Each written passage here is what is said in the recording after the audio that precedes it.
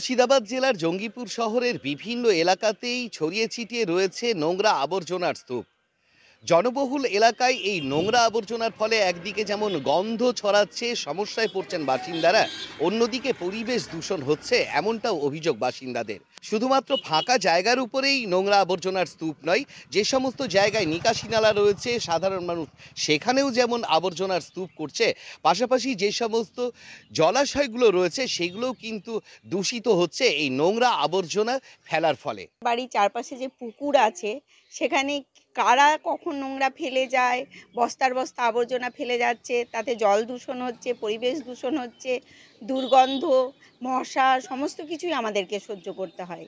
যত্রতত্র এইভাবে নোংরা ফেলার জন্য আমরা ভীষণই দুর্ভোগের মধ্যে আছি। দুর্গন্ধ হলে সমস্যাটা কি সেটা তো স্বাভাবিক ব্যাপার। এই যে দৃশ্য দূষণ হচ্ছে এবং গন্ধ বেরোচ্ছে বাজে, সাধারণ পথচারী আছে, তো তারা তাদের ইনফ্রাস্ট্রাকচার দিয়ে কেন এটা করছে না বা কেন আমাদেরকে বলতে হবে যে এটা করো, সেটা অবাক লাগে, আর কিছু না। বাসিন্দাদের সমস্যা তো হবেই, কিন্তু তো উপায় নাই, যে কোনো কথা বলার তো উপায় নাই এখানে, বুঝতে পেরেছেন তো। এখানে তো কাউকে কিছু বললে তো তখন বলবে যে এটা এটা অনেক কথা শুনিয়ে দেয়, ওই জন্য কেউ কাউকে বলে না। আমাদের পৌরসভাতে প্রত্যেকটা ওয়ার্ডেই আমাদের নির্মল সাথী, নির্মল বন্ধু আছে।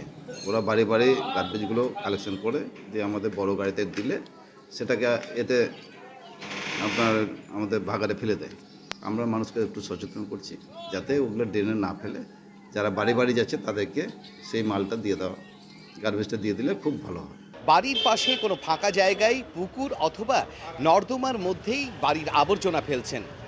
শহরকে জঞ্জাল মুক্ত করতে সাধারণ মানুষকে সচেতন হতে হবে, এমনটাই জানাচ্ছেন পৌরপিতা।